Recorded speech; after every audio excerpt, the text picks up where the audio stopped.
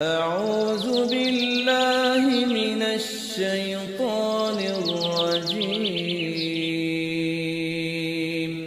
بسم الله الرحمن الرحيم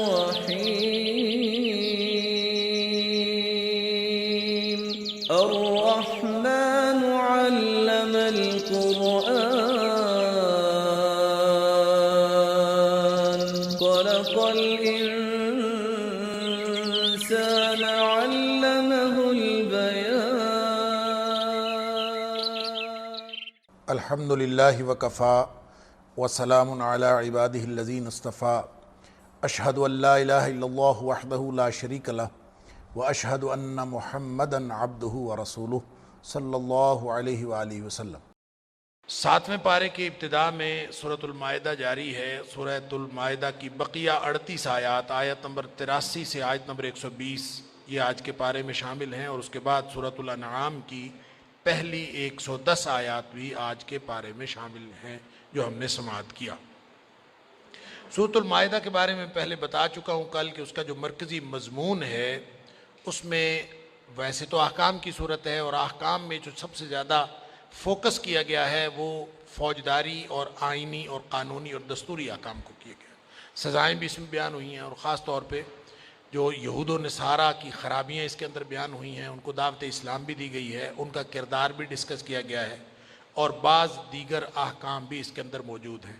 خاص طور پہ مضمون کا اس آیت، اس سورت کے مضامین کا وہ حصہ جو اس وقت آپ کہہ لیجئے کہ جہاں پہ پارہ اختتام پذیر ہو رہا ہے، 6واں اور 7واں شروع ہو رہا ہے، اس میں یہود و نصارہ کے کردار سے متعلق اور ان کی خرابیوں سے متعلق گفتگو جاری۔ اس میں یہ بھی بتایا گیا کہ ان کی کیا وجوہات ہیں کہ ان کے اوپر لعنت کیوں کی گئی، کہ وہ نیکی کا حکم نہیں دیتے تھے اور برائی سے منع نہیں کرتے تھے، اس لیے ان کے اوپر لعنت کی گئی۔ اور ایک خاص بات پارے کے اختتام پہ کہی گئی جس کا اس پارے کے آغاز میں وہی بیان جاری ہے، وہ یہ ہے کہ لَتَجِدَنَّ أَشَدَّ النَّاسِ عَدَاوَةً لِلَّذِينَ آمَنُوا الْيَهُودَ وَالَّذِينَ أَشْرَكُوا، کہ سب سے بڑے جو دشمن ہیں نا مسلمانوں کے وہ یہودی، مشرکوں سے بھی زیادہ بڑے دشمن وہ ہیں۔ البتہ مسلمانوں سے قریب تر جو ہیں وہ عیسائی ہیں، عیسائی مسلمانوں سے قریب تر ہیں محبت میں، مودت میں۔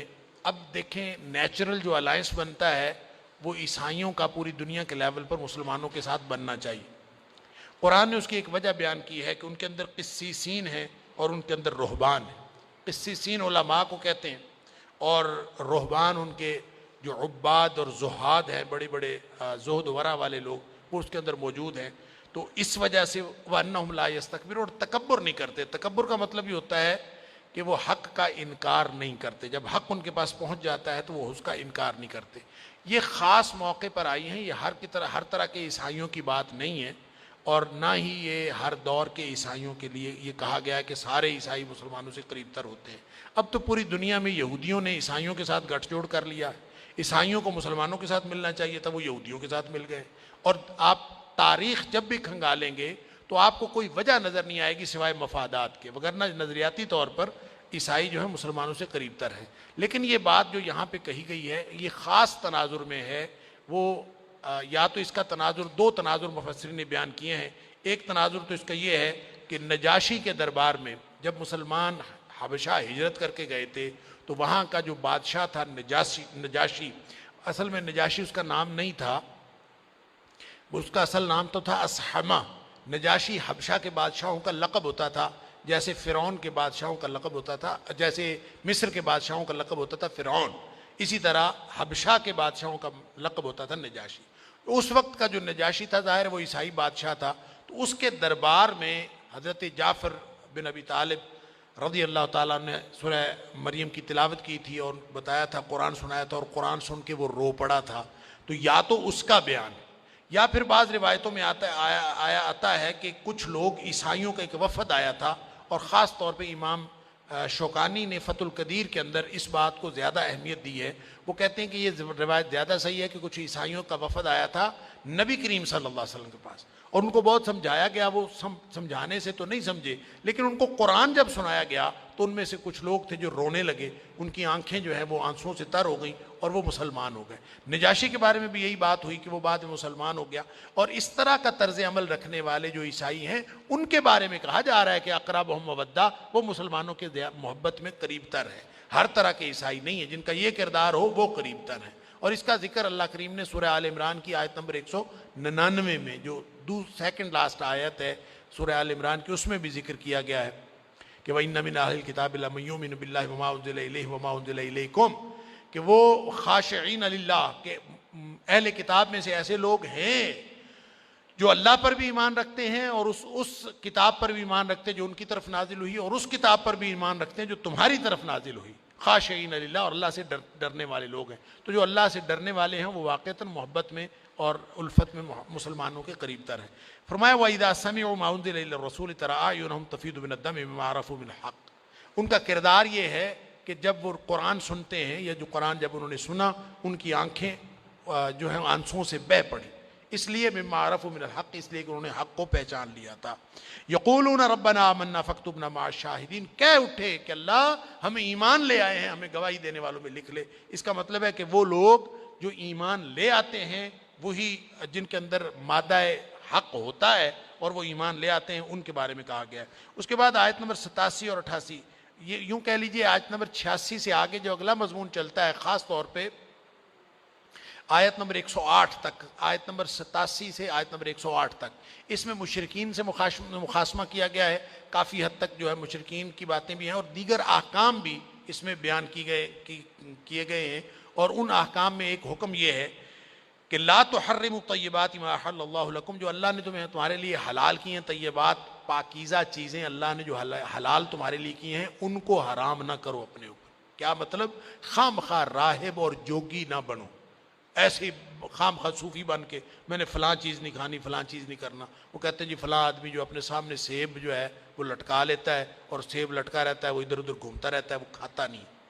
تو پوچھا گیا کیوں؟ کہتا میرا سیب کھانے کو دل بہت کرتا تھا تو میں نے اس کو سامنے لٹکایا ہوا ہے کہ اس کو کھانا نہیں۔ قرآن کہتا ہے لا تحرموا ما احل اللہ من الطیبات، اللہ نے تمہارے لیے لا تحرموا طیبات ما احل اللہ لکم، اللہ نے جو طیبات پاکیزہ چیزیں حلال کی ہیں ان کو کھاؤ۔ اس کو نہ کھانے کا کیا مطلب ہے؟ جو اللہ تعالیٰ نے تمہارے لیے استعمال کرنے کے لیے دی ہے۔ اصل میں اس کا پس منظر یہ ہے، ترمذی شریف کے اندر ایک حدیث آتی ہے کہ ایک شخص تھا، اس نے گوشت کھانے سے قسم کھا لی تھی، میں نے آئندہ گوشت نہیں کھانا، اور اپنے اوپر گویا اس نے حرام کر لیا تھا۔ تو وجہ اس کی یہ تھی کہ وہ کہتا تھا گوشت کھانے سے شہوت میں اضافہ ہو جاتا ہے، تو میں اس لیے آئندہ گوشت نہیں کھاؤں گا۔ دیکھیں حلال چیزیں ساری کی ساری کھانا تو ضروری نہیں ہے، اگر کوئی شخص جو پسند ہے وہ کھا لے، جو نہیں پسند نہ کھائے۔ نبی کریم صلی اللہ علیہ وسلم کے سامنے کھانا رکھا جاتا تھا، ظاہر ہے ہماری طرح کے کھانے طرح طرح کے تو نہیں ہوتے تھے، جو کچھ میسر ہوتا تھا وہی رکھا جاتا تھا۔ نبی کریم صلی اللہ علیہ وسلم کی عادت مبارک تھی کہ آپ پسند ہوتا تو کھا لیتے، تناول فرما لیتے، نہ پسند ہوتا تو چھوڑ دیتے۔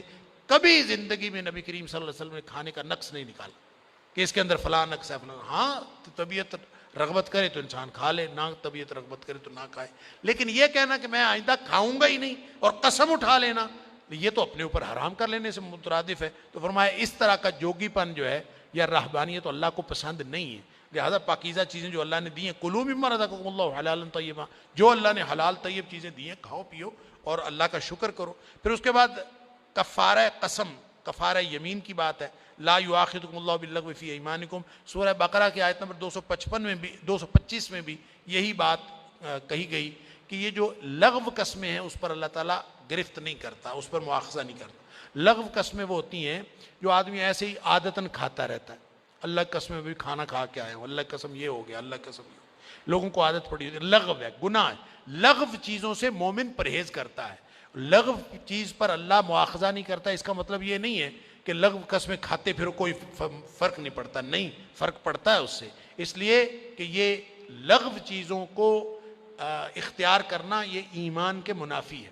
مومن لغو چیزوں سے احتیاط کرتا ہے، وَهُمْ عَنِ اللَّغْوِ مُعْرِضُونَ، مومن اعراض کرنے والا ہوتا ہے لغو، لیکن اس پر مؤاخذہ نہیں ہوتا۔ ایک قسم ہوتی ہے جھوٹی قسم، اس کو کہتے ہیں یمین غموس، جھوٹی قسم، جس کا تعلق حقیقت کے ساتھ بالکل نہیں، انسان جھوٹی قسم کھا جائے یہ بہت ہی بڑا گناہ ہے، لیکن اس پر بھی کفارہ نہیں ہے، نہ لغو پر کفارہ ہے، نہ یہ غموس پر۔ تیسری قسم ہے یمین معقدہ یا یمین منعقدہ، کہ انسان پختہ قسم کھائے کہ میں یہ فلاں کروں گا کام، اور پھر بعد میں اس کا ارادہ بدل جائے، اس پر کفارہ ہے۔ کفارہ کیا ہے؟ عام طور پہ مشہور یہ ہے 3 روزے کفارہ ہوتا ہے۔ سن لیجئے، قرآن کہتا ہے 3 روزے کفارہ نہیں ہے۔ فَكَفَّارَتُهُ إِطْعَامُ 10 مَسَاكِينَ مِنْ أَوْسَطِ مَا تُطْعِمُونَ أَهْلِيكُمْ أَوْ كِسْوَتُهُمْ أَوْ تَحْرِيرُ رَقَبَةٍ۔ 3 کفارے قرآن نے بتائیں، یا تو 10 مسکینوں کو کھانا کھلائیں اوسط درجے کا جیسا خود کھاتے ہو، یا 10 مسکینوں کو کپڑے پہنائیں اوسط درجے کے جو تم خود اپنے گھر میں پہنتے ہو، اور یا پھر ایک غلام آزاد کریں۔ یہ ہے 3 کفارے، یا غلام آزاد کریں، یا 10 مسکینوں کو کھانا کھلائیں، یا 10 مسکینوں کو کپڑے پہنائیں۔ وہ جو 3 روزے ہیں نا، اس کے بارے میں فرمایا فَمَن لَّمْ يَجِدْ، یہ تینوں باتیں جس کے پاس میسر نہ ہوں، نہ وہ کھانا کھلا سکتا ہو مسکین کو، نہ وہ کپڑے پہنا سکتا ہو، نہ اس پر غلام آزاد کرنے کو ہو، اس کے لیے ہے فصیام 3 ایام، وہ 3 دن کے روزے رکھ لے۔ اس کے بعد شراب کی جو حتمی حرمت ہے، شراب اور جوئے کی خاص طور پر، یہ سورہ بقرہ آیت نمبر 219 میں بھی شراب کا ذکر ہے کہ اللہ تعالیٰ نے فرمایا تھا فیہما اسم کبیر و منافع للناس، اس میں ایک بڑا گناہ ہے اور کچھ جو ہے فائدے بھی ہیں۔ اسی طرح سورہ نساء کے اندر لا تقربوا الصلاۃ وانتم سکارا، نماز کے قریب نہ جایا کرو جب تم حالت نشہ میں ہو۔ تو یہاں حتمی بات ہے، اے ایمان والو، یہ جو شراب، جوا اور یہ جو مختلف قسم کے بت ہیں اور فار نکالنے کے تیل وغیرہ، رجس من عمل الشیطان، یہ سارے کے سارے پلید ہیں اور شیطانی اعمال میں سے ہے۔ فَاجْتَنِبُوهُ لَعَلَّكُمْ تُفْلِحُونَ، ان سے بچ جاؤ تاکہ تم کامیاب ہو جاؤ۔ اچھا، کچھ لوگوں نے نا اس سے کشید کرنے کی کوشش کی ہے کہ فَاجْتَنِبُوهُ کہا ہے اجتناب کرو، تو اس کا مطلب یہ تو نہیں ہے کہ شراب حرام ہے۔ ویسے ہی آدمی کسی کو کہتا ہے فلاں جگہ جانے سے اجتناب کرو، فلاں جگہ جانے سے اجتناب کرو، اس کا مطلب یہ تھوڑی ہوتا ہے کہ حرام ہے۔ سن لیجئے، یہ نبی کریم صلی اللہ علیہ وسلم نے جو حدیث کے اندر حرمت آئی ہے وہ تو الگ ہے، صرف قرآن کے ان الفاظ کو دیکھ لیجئے۔ قرآن نے کہا رجسن، پلید ہے، آگے کچھ بھی نہ کہا جاتا، تو جو پلید ہوتا ہے وہ حلال نہیں ہوتا، ساری دنیا کو پتہ ہے۔ من عمل الشیطان، یہ شیطانی عمل ہے، تو شیطانی عمل حلال کیسے ہو سکتا؟ اور پھر فرمایا فجتنبوا، اس سے بچ جاؤ، لعلکم تفلحون، تاکہ تم کامیاب ہو جاؤ۔ پھر فرمایا انما یرید الشیطان ان یوقع بینکم العداوۃ والبغضاء فی الخمر والمیسر، شیطان شراب اور جوئے کے ذریعے تمہارے اندر دشمنیاں ڈالنا چاہتا ہے۔ اللہ اکبر۔ فرمایا وَيَصُدَّكُمْ عَنْ ذِكْرِ اللَّهِ وَعَنِ الصَّلَاةِ، اور اللہ کی یاد سے بھی روکنا چاہتا ہے اور نماز سے بھی روکنا چاہتا ہے۔ جو چیز نماز سے روکے، اللہ کی یاد سے روکے، آپس میں دشمنیاں ڈالے، اس کے اندر حلال رہنے والی کوئی بات ہے باقی؟ اللہ اکبر۔ فرمایا فَهَلْ أَنْتُمْ مُنْتَهُونَ، رکتے ہو کہ نہیں رکتے؟ اللہ، اتنی تنبیہ، اور یہ اسلوب قرآن میں کسی اور چیز کے لیے اختیار نہیں کیا۔ چونکہ عربوں کی گھٹی میں شراب نوشی تھی اور شراب پیتے تھے، اور گھروں میں آنا جانا، اور جو جیسے ہمارے ہاں کوک چلتی ہے اور ہمارے ہاں شربت شکنجبین چلتے ہیں، ایسے وہاں شراب چلا کرتی تھی، لہٰذا اس پہ کتنا مشکل کام تھا۔ پہلے ذہن سازی کی اور ایک دم فرمایا فَهَلْ أَنْتُمْ مُنْتَهُونَ۔ مسند احمد کی روایت ہے، صحابہ کرام نے جو ہی ایک فرمان سنا، انتہینا ربنا، اللہ ہم رک گئے، اللہ ہم رک گئے، سبحان اللہ۔ اور روایات میں آتا ہے مدینے کی گلیوں میں مٹکوں کے مٹکے شراب کے بہا دیے گئے، اللہ نے فرمایا رک جاؤ، اور سب رک گئے۔ ساری دنیا کو پتہ چل گیا شراب حرام ہے، دور جدید کے لبرل مسلمانوں کو نہیں پتہ چلا کہ شراب حرام ہوگی، اللہ تعالیٰ معاف فرمائے۔ پھر کچھ صحابہ کو تشویش ہوئی کہ پہلے جن لوگوں نے شراب پی لی اب تو حرام ہو گئی، تو جن لوگوں نے پہلے پی لی وہ کیا کریں گے؟ وہ ان کا گناہ کدھر گیا؟ اب تک تو موج سے پیتے رہے، اب حرام ہو گئی۔ تو کتنا ڈر لگتا ہے کہ ایک چیز کو آدمی استعمال کرتا رہا ہو اور اب پتہ چلے کہ وہ حرام ہے۔ یہ وہ ڈر جو ہے یہ بھی بتاتا ہے کہ کس قدر یہ حرام کا حکم واضح تھا اور سارے لوگوں کی سمجھ میں آیا تھا۔ تو انہوں نے جب نبی کریم صلی اللہ علیہ وسلم سے شکایت کی کہ ہم کیا کریں، تو یہ آیت نازل ہوئی لیس علی الذین آمنوا وعملوا الصالحات جناح فیما طعموا اذا ما اتقوا وآمنوا وعملوا الصالحات۔ جو لوگ متقی ہیں اور ایمان لانے والے ہیں، وہ اگر ماضی میں کچھ ایسا کچھ پی چکے ہیں یا چکھ چکے ہیں، ان کے اوپر کوئی گناہ نہیں، سبحان اللہ۔ پھر اس حتمی حرمت کے بعد عارضی حرمت کا ذکر ہے، اور وہ ان چیزوں کا ہے، مثال کے طور پر شکار حرام ہے حالت احرام میں، لا تقتلوا الصید وانتم حرم، حالت احرام میں عارضی طور پر شکار حرام ہے، اور اس کے پھر آگے احکام ہیں، اور یہ بھی بتا دیا کہ صرف خشکی کا شکار حرام ہے اور جو سمندری شکار ہے وہ حلال. احل لکم صید البحر وطعامہ متاعا لکم وللسیارہ. جب تم حج پر جا رہے ہوتے ہو تو سمندری شکار جو ہے وہ حلال ہے، البتہ جو خشکی کا شکار ہے وہ حرام ہے. پھر اس کے بعد فرمایا کہ پاک اور ناپاک برابر نہیں ہو سکتے. اللہ اکبر. ناپاک کی اکثریت چاہے جتنی مرضی تمہیں اٹریکٹ کر رہی ہو وہ کبھی برابر نہیں ہو سکتے. پھر زیادہ سوال کرنے کی ممانعت ہے، یعنی مختلف جو چھوٹے چھوٹے احکام میں نے عرض کیا، زیادہ سوال نہیں کرنے چاہیے. زیادہ سوال اس لیے میں نے لفظ زیادہ اس لیے لگایا ہے کہ یہاں فرمایا یا ایھا الذین آمنوا لا تسألوا عن اشیاء ان تبد لکم تسؤکم. ان چیزوں کے بارے میں سوال نہ کیا کرو اگر وہ واضح کر دی جائیں کہ تمہارے لیے تکلیف کا باعث بن جائے. دوسری جگہ فرمایا کہ فاسألوا اہل الذکر ان کنتم لا تعلمون. اگر تمہیں کسی بات کا پتہ نہ ہو تو ان سے پوچھا کرو جن کے پاس ذکر کا علم ہے، قرآن حدیث کو جن کا علم ہے ان سے پوچھا کرو. تو اس کا مطلب ہے سوال کرنا چاہیے. یہاں فرمایا سوال نہیں کرنا چاہیے. تو دونوں میں تطبیق کیا ہے؟ تطبیق یہ ہے کہ زیادہ سوال نہیں کرنے چاہیے. لہٰذا آپ دیکھتے ہیں کہ عقائد کے بارے میں اور ایمانیات کے بارے میں صحابہ کرام کبھی سوال نہیں کرتے تھے. سوال جب کبھی کرتے تھے قرآن نے یسالونک کہ سوال کرتے ہیں تو اسے سوال کرتے ہیں. عام طور پہ عملی نوعیت کے جو سوال تھے وہ کرتے تھے. اور نبی کریم صلی اللہ علیہ وسلم نے فرمایا خواہ مخواہ سوال کرنے سے اگر کوئی چیز منع ہو جائے یا کوئی چیز پہلے منع تھی پھر جائز ہو جائے یا کوئی پہلے جائز تھی پھر منع ہو جائے تو فرمایا اس سے بڑا مجرم کوئی نہیں ہے جس کی وجہ سے کوئی حلال چیز جو ہے وہ حرام کر دی جائے. اس لیے خواہ مخواہ سوالات نہیں کرنے چاہیے. وہ سورہ بقرہ میں گائے ذبح کرنا کا واقعہ آپ پڑھ آئے ہیں کہ جہاں خواہ مخواہ کہا گیا تھا گائے ذبح کرو، پکڑ کے کوئی بھی گائے ذبح کر دیتے. سوال شروع کر دی کس طرح کی گائے ہو، عمر کتنی ہو، رنگ کیسا ہو. پھنستے چلے گئے اور پھر ایک ہی گائے ملی اور اس کو منہ مانگی قیمت دینی پڑی. پھر فرمایا کہ بتوں کے نام پر جو چھوڑے کے جانور ہیں یہ افتراء علی اللہ ہے. یعنی اللہ کے نام پر نہیں بتوں کے نام پر جانور چھوڑے جاتے ہیں. مختلف وجہ سے مختلف وجوہ کی بنیاد پر جانوروں کو مقدس قرار دے دیا جاتا ہے. یہ اللہ پر جھوٹ باندھنے کے مترادف ہے. ایسے خام خواہ جی فلاں سرکاری ہے، فلاں غیر سرکاری ہے، فلاں مقدس ہے، فلاں کو ایسا ہے، فلاں کو ایسا ہے. یہ جو مختلف قسم کے نام رکھتے ہیں فرمایا یہ سارے کے سارے اللہ پر جھوٹ باندھنے کے مترادف ہے. کوئی چیز مقدس نہیں ہوتی سوائے اس کے کہ جس کو اللہ اور اس کے رسول صلی اللہ علیہ وسلم مقدس قرار دے دیں. پھر آگے آیت نمبر 106 سے 108 تک کے دوران سفر وصیت کا معاملہ ہے. اصل میں ایک واقعہ ہوا تھا کہ کسی شخص نے وہ سفر میں اس کی موت کا وقت آ گیا، اس نے اپنا سامان کسی کو پکڑا دیا کہ میرے گھر پہنچا دیجیے. انہوں نے جب گھر جا کے پہنچایا تو سامان میں سے فہرست نکلی کہ اس میں کوئی ایک پیالہ بھی تھا چاندی تھا جو انہوں نے چوری کر لیا تھا. اللہ اکبر. تو ایک خاص حکم پہ اس موقع پر آیا کہ ایسا موقع جب بھی کبھی ہو سفر میں تو 2 گواہ بنا لیا کر. ان 2 گواہوں کو ان کے سپرد جن کے آپ مال سپرد کرتے ہو ان کو پھر چاہیے کہ وہ قسم اٹھائیں. قسم کا شریعت میں قانون یہ ہے کہ 2 لوگ کوئی بھی شخص جب قسم اٹھا دیتا ہے تو قسم پہ اوپر قسم نہیں ہوتی. قسم مدعا علیہ پر ہے، مدعی پر نہیں. یعنی مدعی جو ہے ایک آدمی دعویٰ کرے کہ فلاں آدمی نے چوری کی ہے، وہ مدعی ہے، اس نے دعویٰ کیا. وہ قسم اٹھا کے اپنا الزام ثابت نہیں کر سکتا کہ میں قسم اٹھاتا ہوں اس نے چوری کی ہے. نہیں، اس کو ثبوت دینا پڑے گا. مدعی کے اوپر ثبوت ہے. اور البتہ مدعی ثبوت نہ دے سکے، کہے جی اس نے چوری کی ہے، ثبوت میرے پاس کوئی نہیں ہے، چوری اس نے کی ہے، ثبوت کوئی نہیں ہے، چوری کی ہے. تو اس کے پاس ثبوت نہ ہو تو جس کے اوپر الزام لگا رہا ہے جو مدعا علیہ ہے وہ اگر صرف قسم اٹھا دینا تو اس کے اوپر سے الزام ختم ہو جاتا، چاہے وہ جھوٹی قسم اٹھا.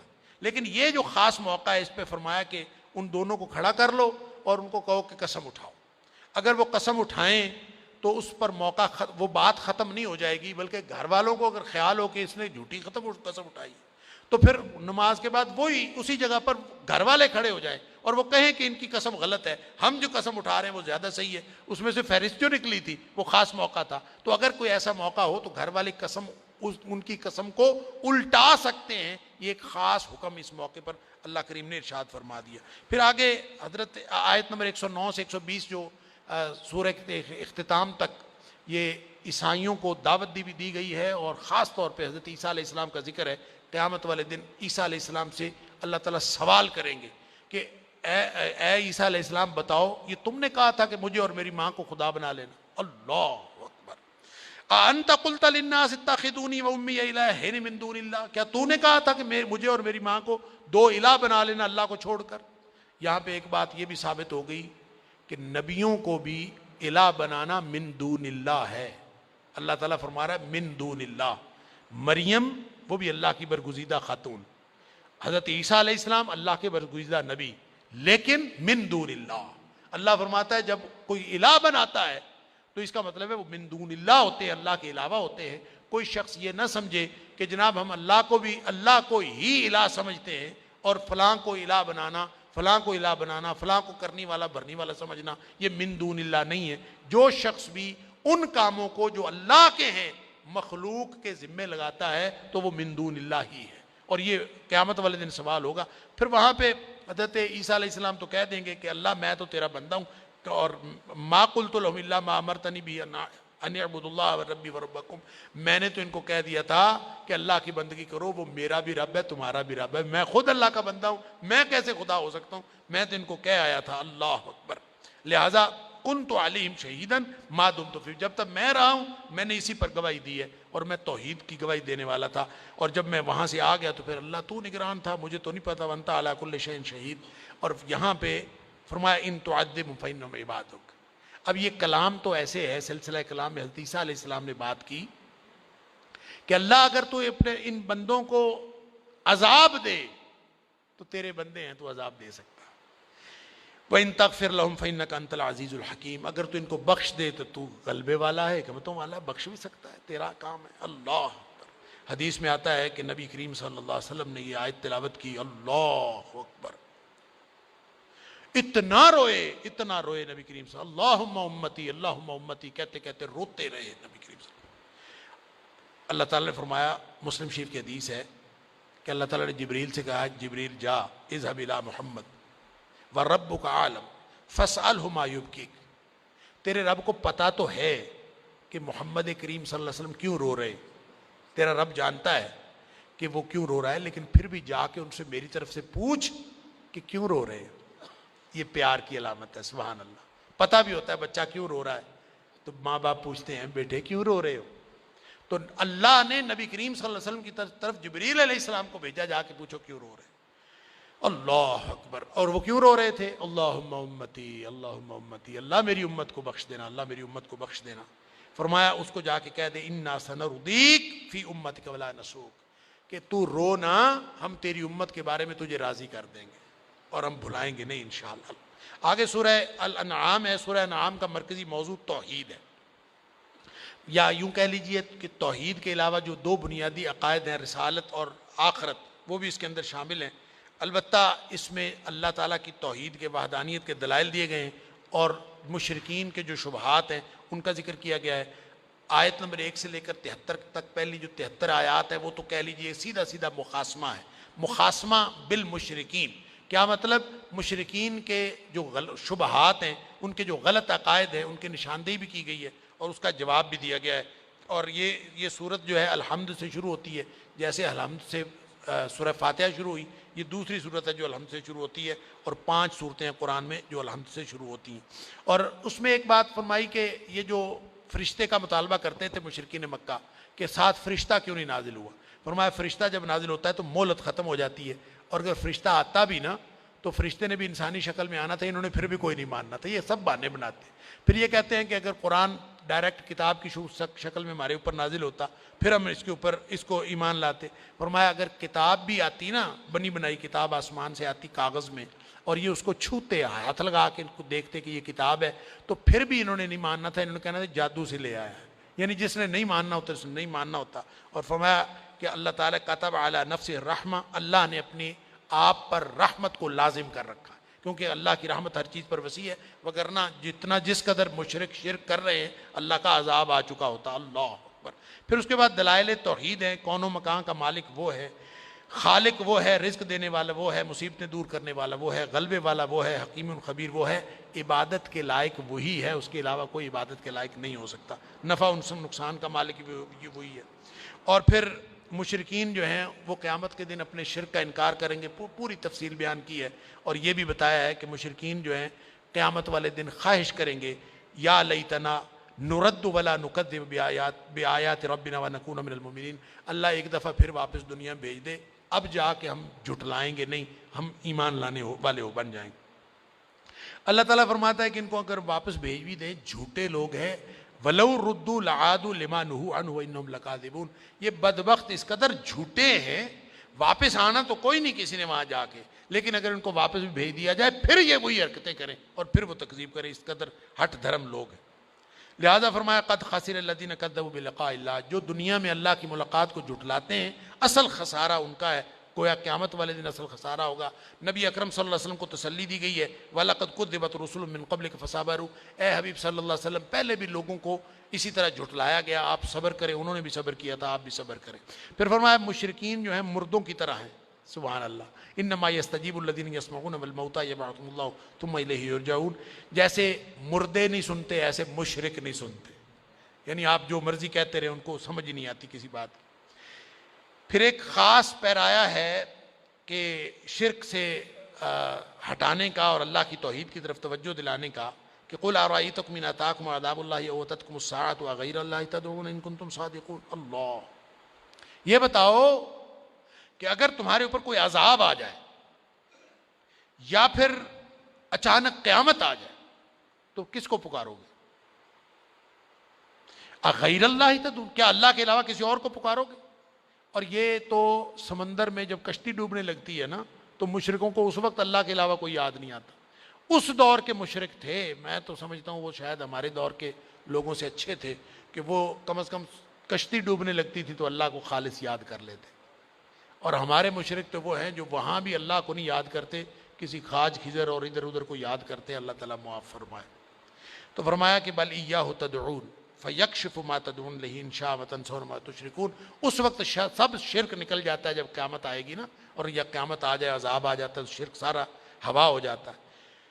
فرمایا کہ سماعت و بصارت اور قلوب پر اگر مور لگ جائے، قل ارأیتم ان اخذ اللہ سمعکم ابصارکم ختم علی قلوبکم، تمہیں اگر یہ سمجھ نہیں آتی تو یہ بتاؤ تمہارے آنکھیں، یہ بصارتیں، سماعتیں، یہ تو قوت گویائی، ان سب پر اگر مور لگ جائے، اللہ تعالیٰ ان کو سلب کر لے ساری صلاحیتوں کو، من الہ غیر اللہ یاتیکم بہ، کوئی ہے جو تمہیں یہ تمہاری صلاحیتیں واپس لا دے؟ اللہ۔ اور میں اکثر کہتا ہوں یہ زبان بولنا چھوڑ دے، یہ کان سننا چھوڑ دے، دنیا کائنات میں کوئی ہے ہی نہیں۔ وہ ہمارا ایک دوست ہے، اس کی آنکھوں کی بینائی ختم ہو گئی، اچھا میں نے کہا یار علاج کرا لو آج کل تو سننا، کہتا ہے نہیں جی نہیں، علاج ہے ہی کوئی نہیں اس کا، اس کے پیچھے جو جہاں سے کنیکشن ہے نا جسم کے ساتھ وہاں پہ خرابی پیدا ہو گئی، اور وہ کہتے ہیں آنکھ نئی بھی لگوا لیں وہ خرابی ٹھیک نہیں ہو سکتی۔ اللہ، تو اللہ کا سوال ہے کہ اگر اللہ تعالیٰ یہ سب لے جائے، من الہ غیر اللہ یاتیکم بہ، کوئی ہے اللہ کے علاوہ جو واپس لائے گا، تو پھر بھی تم توحید کی طرف نہیں آتے۔ آگے مشرکین کی کٹ حجتیاں اور توحید کے دلائل دیے گئے ہیں، پوری صورت کا تقریباً موضوع اسی طرح ہے، اور پھر ڈرایا بھی ان کو گیا ہے عذاب کسی بھی وقت آ سکتا ہے، شرک سے باز آ جاؤ۔ قل هو القادر على ان يبعث عليكم عذابا من فوقكم او من تحت ارجلكم ويلبسكم شيئا ويذيق بعضكم باس بعض، اللہ اکبر۔ کسی وقت بھی زمین پھٹ سکتی ہے، تم جہاں زمین میں غرق ہو سکتے، اور تمہیں اللہ کا عذاب کس چیز نے معمون کر رکھا ہے؟ سوال ہے نا، اللہ تعالیٰ سوال کرتا ہے مختلف۔ تو یہاں فرمایا کہ اللہ تعالیٰ تمہارے اوپر قدرت رکھنے والا ہے، وہ چاہے تو تمہارے اوپر عذاب اوپر سے نازل کر دے، کبھی نیچے سے عذاب آ جائے۔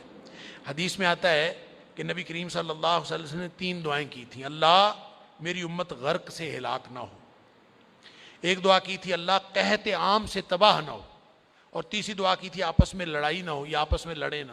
نبی کریم صلی اللہ علیہ وسلم فرماتے ہیں پہلی 2 دعائیں اللہ نے میری قبول فرما لی، تیسری دعا کو علی کو قبول فرمائی۔ یعنی پہلی 2 دعائیں کہ ایک عام عذاب آئے اور یہ قوم تباہ و برباد ہو جائے، یہ نہیں ہوگا اللہ۔ اسی طرح یہ امت غرق سے بھی ہلاک نہیں ہوگی اجتماعی طور پر، البتہ آپس میں لڑائیاں، یہ دعا قبول نہیں ہوئی، لڑائیاں ہو رہی ہیں، ہم سب لڑ رہے ہیں، دشمن کو نقصان پہنچانے کے لیے ہم آپس میں لڑتے ہیں، سبحان اللہ۔ لڑائی دشمنی دشمن سے، لڑ ہم آپس میں رہے ہوتے ہیں، اور آپس میں لڑ کے آپس میں ایک دوسرے کا نقصان کر کے سمجھتے ہیں دشمن کے ساتھ ہم دشمنی کر رہے ہیں۔ دشمن تو خوش ہو رہا ہوگا کہ ایسا اچھا دشمن بھی کبھی کوئی ہوگا جو آپس میں لڑ کے غصہ ٹھنڈا کرتے ہیں، سبحان اللہ۔ پھر آگے فرمایا کہ دین کا مذاق اڑانے والی مجلسوں میں نہ بیٹھو، آیت نمبر 68 میں، اور یہی بات سورہ نساء کی آیت نمبر 140 میں بھی بتائی تھی کہ جہاں اللہ کے دین کا مذاق اڑایا جا رہا ہو یا ایسی باتیں، اس محفل میں نہیں بیٹھنا چاہیے۔ اگر اس اعتبار سے دیکھیں تو آج کل معاشرے میں کون سی جگہ جہاں اللہ کا دین کا مذاق نہیں اڑایا جا رہا؟ میڈیا مذاق اڑا رہا ہے، سارے مجالس میں مذاق اڑ رہا ہے، اللہ تعالیٰ معاف فرمائے۔ تو کان لپیٹ کے بیٹھ جانے والی بات ہے۔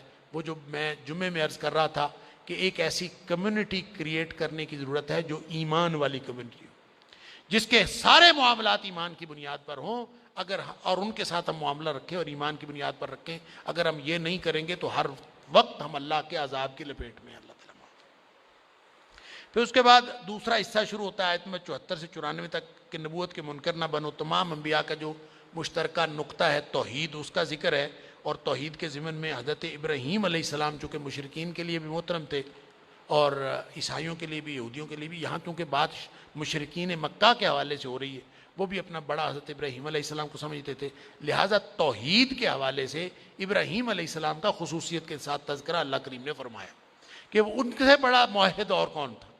لہٰذا 4 تو مناظرے ہیں، ایسے مکالمے ہیں حضرت ابراہیم علیہ السلام کے۔ ایک مکالمہ تو وہ ہے جو سورہ بقرہ میں پڑھے ہیں، جو نمرود کے ساتھ ہوا تھا، جس نے کہا تھا انا وحی و امید، میں بھی زندہ کرتا اور مارتا۔ تو انہوں نے کہا تھا اچھا میرا رب سورج مشرق سے نکالتا ہے تو مغرب سے نکال کے دکھا دے، فبہت الذی کفر۔ تو ایک مناظرہ وہ تھا۔ ایک مناظرہ باپ کے ساتھ ہے حضرت ابراہیم علیہ السلام، اس کا ذکر سورہ مریم میں ہے۔ اور ایک مناظرہ ہے عوام الناس کے ساتھ، جب بت توڑے تھے حضرت ابراہیم علیہ السلام نے، جس کا ذکر سورہ انبیاء میں آئے گا کہ یہ بتاؤ کہ یہ، انہوں نے کہا تھا نا کس نے توڑا، انہوں نے کہا اس سے پوچھ لو، یہ جو بڑا ہے جس کے کندھے پہ کلاڑا رکھا وہ اس سے پوچھ۔ انہوں نے کہا تمہیں پتا تو ہے یہ بولتے نہیں۔ تو یہ گویا ان کے منہ سے کہلوایا کہ نہیں بولتے، تو پھر یہ تم کن کے پیچھے لگے ہوئے۔ اور ایک مناظرہ چوتھا جو یہاں پہ ہے، یہ بھی دراصل عوام الناس سے ہے۔ یہ ایک اسلوب اور پیرایا اختیار کیا گیا ہے ان کو سمجھانے کا کہ حضرت ابراہیم علیہ السلام نے کہا کہ میں چلو تارے کو اپنا رب کہہ دیتا ہوں، وہ ڈوب گیا، کہے ڈوبنے والا خدا کیسے ہو سکتا؟ چلے میں چاند کو رب کہہ دیتا ہوں، چاند بھی ڈوب گیا، تو وہ کیسے خدا ہو؟ اچھا سورج بڑا ہے، بڑی روشنی دیتا ہے، چلے میں اس کو خدا کہتا تو وہ بھی ڈوب گیا، وہ بھی خدا نہیں ہو سکتا۔ مطلب کیا؟ جس کو زوال ہے وہ خدا نہیں ہے، خدا ازلی ابدی ہے، اور اللہ کی ذات جو ہے وہی ازلی ابدی ہے۔ لہٰذا انی وجہت وجہی الذی فطر السماوات والارض حنیفا وما انا من المشرکین، اعلان کر دیا جو ازلی و ابدی خالق و مالک ہے، میں اس کے سامنے اپنا چہرہ جھکاتا ہوں اور اپنے آپ کو اس کے سامنے جو ہے وہ سبمٹ کرتا ہوں، وما انا من المشرکین، اور مشرکوں میں سے نہیں ہوں۔ پھر فرمایا کہ الذین آمنوا ولم یلبسوا ایمانہم بظلم اولئک لہم الامن وہم مہتدون، جو لوگ ایمان لاتے ہیں اور اپنے ایمان کو ظلم سے آلودہ نہیں کرتے وہ لوگ بچیں گے۔ ایمان لانے کے بعد ظلم سے آلودہ نہ کریں۔ صحابہ نے یہ آیت سنی، ڈر گئے۔ ہم میں سے کون ظلم نہیں کرتا؟ اپنی جانوں پر کبھی نہ کبھی ظلم ہو جاتا ہے، کبھی گناہ ہو جاتا ہے، کبھی کوئی ہو جاتا ہے، کبھی کسی پہ ظلم ہو جاتا ہے، تو ہم تو گویا پکڑے گئے۔ نبی کریم صلی اللہ علیہ وسلم نے اس کی وضاحت فرمائی کہ نہیں، ظلم سے مراد شرک ہے، جو مومن ہوں اور شرک سے بچ جائیں۔ یہ باٹم لائن ہے دین کی کہ اگر کوئی شخص شرک سے بچا ہوا ہے تو یہاں جو ظلم تھا وَلَمْ يَلْبِسُوا ایمانہم بِظُلْمٍ، کہ اپنے ایمان کو ظلم سے آلودہ نہ کریں، کیا مطلب؟ شرک نہ کریں، تو وہ اولئک لہم الامن وہم مہتدون، یہ ہدایت یافتہ ہیں۔ تو گویا کوئی شخص اگر شرک نہیں کرتا تو اس کا مطلب یہ ہوا کہ مومن ہو کے بھی مشرک ہو سکتا ہے، مومن ہو کے بھی مشرک ہو سکتا ہے۔ اور قرآن نے اس کی وضاحت کی کہ جب صحابہ نے کہا اینا لم یظلم نفسہ، بخاری شریف کی حدیث ہے، ہم میں سے کون ہے جو اپنے آپ پر ظلم نہیں کرتا؟ تو نبی کریم صلی اللہ علیہ وسلم فرمایا نہیں، قرآن خود کہتا ہے ان الشرک لظلم عظیم، شرک ہے جو سب سے بڑا ظلم ہے، اور وہ نہ کرے تو انشاءاللہ اللہ تعالیٰ بخش دے گا۔ اور اس کے بارے میں حدیث کے اندر بھی، قرآن میں بھی یہ بات بار بار آئی ہے، سارے گناہ بخش دے گا، شرک اس نے نہیں بخشنا۔ اور یہی بات سورہ نساء میں بھی آئی، احادیث میں بھی یہی بات۔ باٹم لائن یہ ہے کہ شرک نہ ہو۔ حضرت معاذ بن جبل رضی اللہ تعالیٰ عنہ سے نبی کریم صلی اللہ علیہ وسلم پوچھا تھا کہ اتدری ما حق اللہ علی العباد وما حق العباد علی اللہ، تمہیں پتہ ہے اللہ کا حق بندوں پر کیا ہے اور بندوں کا حق اللہ پر کیا ہے؟ عرض کیا مجھے تو نہیں پتا۔ خود نبی کریم صلی اللہ علیہ وسلم نے فرمایا حق اللہ علی العباد ان یعبدوہ ولا یشرکوا بہ شیئا، اللہ کا حق بندوں پر یہ ہے کہ اس کی خالص بندگی کریں، اس کے ساتھ کسی کو شریک نہ ٹھہرائیں۔ وحق العباد علی اللہ، بندوں کا اللہ پر حق ہے کہ اللہ یعذب من لا یشرک بہ شیئا، جو اس کے ساتھ شرک نہیں کرتا اس کو وہ عذاب نہ کرے، یہ بندے کا حق ہو جاتا ہے اللہ پر۔ سبحان اللہ. اس کا مطلب ہے باٹم لائن کیا ہے؟ شرک. اسی طرح ترمذی شریف کے اندر ایک حدیث قدسی ہے جس میں اللہ کریم فرماتے ہیں, نبی پاک صلی اللہ علیہ وسلم فرمایا, اللہ فرماتے ہیں لو اتیتنی بقراب الارض خطایا, تیری گناہوں سے زمین بھری ہوئی ہو, زمین بھر گناہ لے کے تو میرے پاس آ جائے, لیکن وَأَتَيْتَنِي لَمْ تُشْرِكْ بِي شَيْئًا, لیکن تو اس حال میں میرے پاس آئے کہ میرے ساتھ شرک نہ کرتا ہو. اللہ, میں تیرے سارے گناہ معاف کر دوں گا, ولا ابالی, اور مجھے کوئی پرواہ نہیں. گویا باٹم لائن یہ اللہ تعالیٰ ہمیں شرک سے بجائے, اور شرک اتنی بری بیماری ہے. یہاں قرآن میں ٹوٹل قرآن میں 25 نبیوں کا ذکر, یہاں اللہ نے 18 نبیوں کا ذکر ایک جگہ پہ کر کے نا فرمایا وَلَوْ أَشْرَكُوا, اگر یہ بھی شرک کرتے لَحَبِطَ عَنْهُمْ مَا كَانُوا يَعْمَلُونَ, تو ان نبیوں کے بھی سارے کے سارے اعمال ضائع ہو جاتے. شرک اتنی بری بیماری. اللہ تعالیٰ ہم سب کو شرک سے محفوظ رکھے. آگے مرکنین نبوت کی تردید آیت نمبر 91 اور 92 میں خاص طور پر, اور پھر ایک یہ جو آیت نمبر 93 ہے, اس میں ایک خاص بات, یہ جو لوگ کہتے ہیں نا قرآن میں عذاب قبر کا ثبوت نہیں ہے, مختلف جگہوں پہ اشارے ہیں. یہاں پہ ایک بڑا خوبصورت اشارہ ہے, وَلَوْ تَرَىٰ إِذِ الظَّالِمُونَ فِي غَمَرَاتِ الْمَوْتِ وَالْمَلَائِكَةُ بَاسِطُو أَيْدِيهِمْ أَخْرِجُوا أَنفُسَكُمْ, یعنی جب کافر جو ہیں وہ موت کی غشیوں میں ہوتے ہیں اور فرشتے جو ہیں وہ یوں ہاتھ لمبے کر کے ان کو کھینچ رہے ہوتے ہیں, یعنی ان کی جانیں نکال رہے ہوتے ہیں, الْيَوْمَ تُجْزَوْنَ عَذَابَ الْهُونِ بِمَا كُنتُمْ تَقُولُونَ عَلَى اللَّهِ غَيْرَ الْحَقِّ, جو تم اللہ کے بارے میں بکواس کرتے رہے ہو, آج اس کی وجہ سے تمہیں رسوائی کا عذاب چکھنا پڑے گا.